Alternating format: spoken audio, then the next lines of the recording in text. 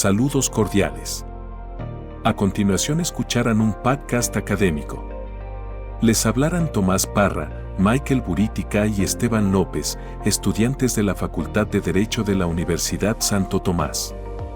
Este episodio forma parte de un ejercicio reflexivo para la asignatura de Filosofía Política bajo la orientación del profesor Elkin Ballesteros Guerrero.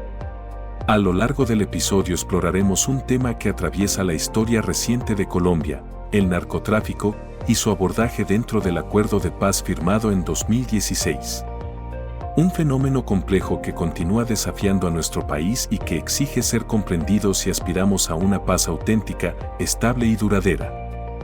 Bienvenidos y esperamos lo disfruten.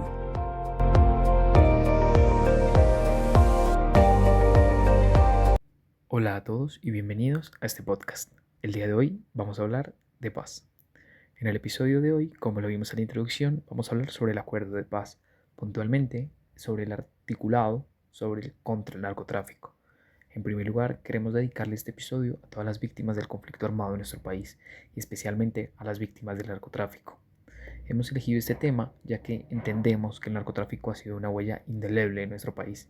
Ha marcado la violencia, la exclusión social y sobre todo ha marcado todos los problemas de nuestro país. Y para poder entender mejor este tema es necesario abarcar un contexto histórico. Y para eso tenemos a Michael. Bienvenido, Michael. ¿Qué nos puedes contar sobre cómo inicia esta lucha contra el narcotráfico?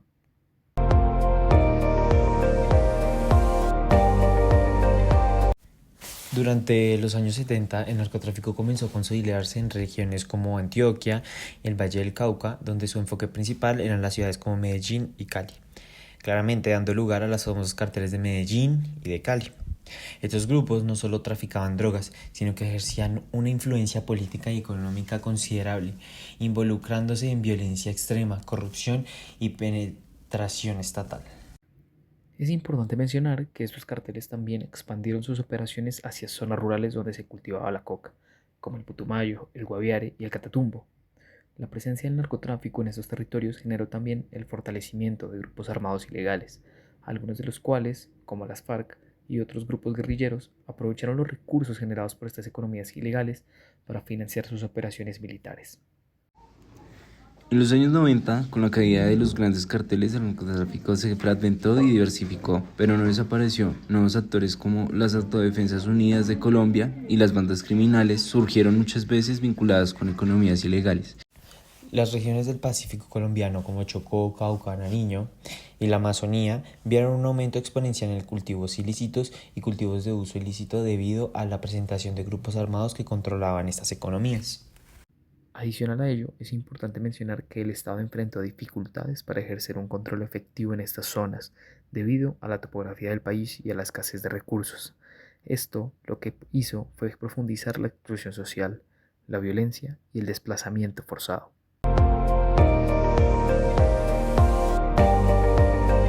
Y bajo este contexto, ya entendemos un poco más, de alguna u otra manera, las problemáticas que enfrentaba el país antes de la firma del acuerdo de paz.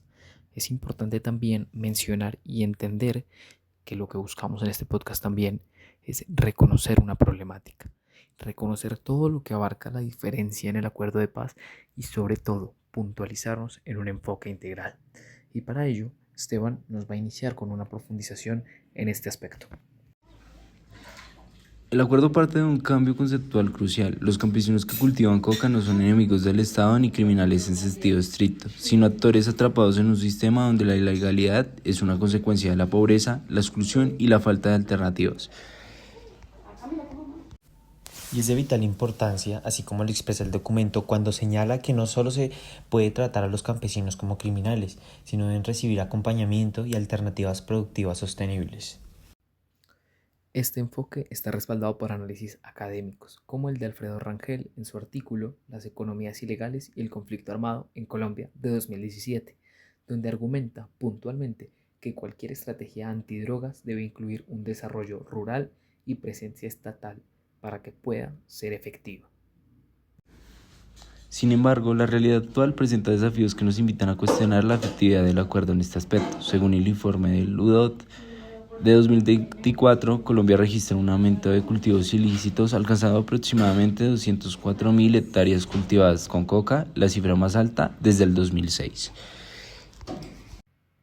Esto contrasta con la reducción prometida tras el acuerdo y refleja que en regiones como el Catatumbo, el Nariño y Putumayo persisten factores de violencia, ausencia estatal y disputas entre grupos armados ilegales que dificultan la implementación de programas de sustitución de cultivos ilícitos. Entonces, ¿ha ayudado realmente el acuerdo a erradicar el problema del narcotráfico? La respuesta es compleja. En términos estructurales, el acuerdo sí propone una hoja de ruta racional y de largo plazo. Sin embargo, si nos vamos al otro ámbito, en términos prácticos, los resultados muestran que sin una presencia estatal fuerte, recursos suficientes y garantías para los campesinos, la sustitución de cultivos se ve inviable.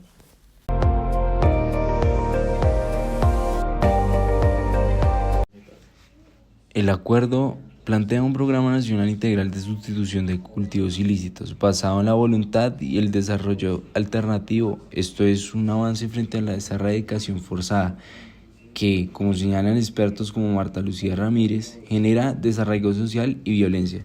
Sin embargo, la implementación ha sido desigual. De acuerdo con el Observatorio de Cultivos Ilícitos de la UNODS, en 2023, solo el 30% de los campesinos inscritos en programas de sustitución logró acceder a alternativas productivas sostenibles. Además, en zonas donde la violencia de grupos ilegales persiste, la presión para continuar con cultivos ilícitos sigue siendo alta, lo que muestra la relación entre el conflicto armado residual y el narcotráfico. El acuerdo también introdujo un enfoque innovador, tratar el consumo de drogas como un problema de salud pública, no de criminalización. Esta visión está alineada con doctrinas internacionales como las reconocidas de la Organización Mundial de la Salud y el Informe Global sobre Drogas de la ONU, que advierten que penalizar el consumo no disminuye su prevalencia ni protege la salud. En Colombia, pese a avances, las políticas públicas sobre consumo aún enfrentan obstáculos, especialmente en términos de recursos para prevención y atención y el estigma social que dificulta la rehabilitación. Finalmente, el acuerdo insiste en la necesidad de enfocar la fuerza pública y la justicia en desmantelar las organizaciones criminales que controlan el narcotráfico, en vez de perseguir indiscriminadamente a campesinos y consumidores. No obstante, la fragmentación de las FARC en las disidencias de las FARC y la aparición de grupos como el ELN y bandas criminales han fragmentado aún más el escenario criminal, complicando la focalización. Como señala el informe de Transparencia por Colombia del 2023, la corrupción sigue siendo un factor clave que alimenta la impunidad y la expansión del narcotráfico.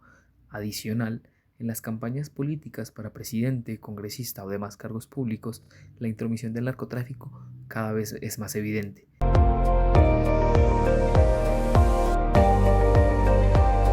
Según la Defensoría del Pueblo, en 2023, más de 150 líderes campesinos vinculados a programas de sustitución han sido asesinados desde la firma del acuerdo, evidenciando la violencia y la falta de garantías. Estos factores generan un círculo vicioso. La violencia dificulta la implementación de programas sociales y la falta de programas aumenta la vulnerabilidad de estas comunidades a la criminalidad. Y ante todos esos cuestionamientos viene una pregunta puntual. ¿Qué ha cambiado realmente después de la firma del Tratado de Paz? Según el informe de UNODC de 2024, la extensión de cultivos ilícitos aumentó un 8% con respecto al año anterior, alcanzando más de 204.000 hectáreas. Sin duda, una noticia muy desafortunada para nuestro país. El programa de sustitución de cultivos ilícitos ha logrado que cerca del 40% de los campesinos inscritos hayan dejado de cultivar coca, pero el abandono real y sostenido es menor debido a la falta de garantías económicas y de seguridad. En regiones como el Catatumbo y el sur de Bolívar, la disputa por el control territorial entre grupos armados ha provocado desplazamientos masivos, afectando comunidades campesinas y étnicas y claramente violando derechos consagrados en la Convención Americana de Derechos Humanos. La criminalización residual de pequeños cultivadores persiste, en parte por la presión de políticas antidrogas anteriores que no han sido totalmente desmontadas.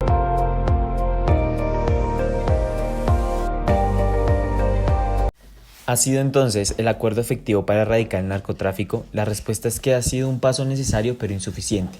Sin la presencia estatal permanente, sin recursos sostenibles, sin control efectivo de las finanzas ilícitas y sin la construcción de confianza con las comunidades, es difícil superar el problema.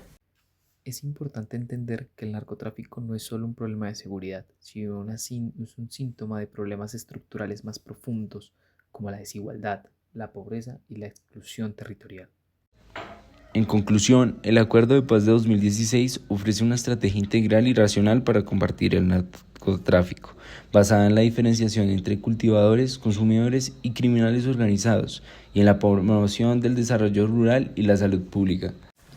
Para avanzar, se requiere fortalecer la voluntad política, asignar recursos suficientes, garantizar la protección de líderes sociales y campesinos y asegurar la presencia efectiva del Estado en los territorios.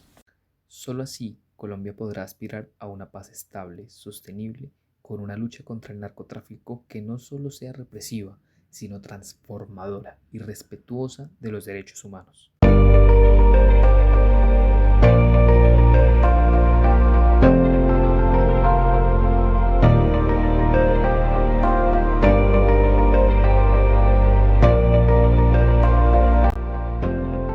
Muchas gracias por habernos acompañado el día de hoy y esperamos que estas reflexiones les permitan entender el contexto social de nuestro país. Nos vemos en el próximo capítulo.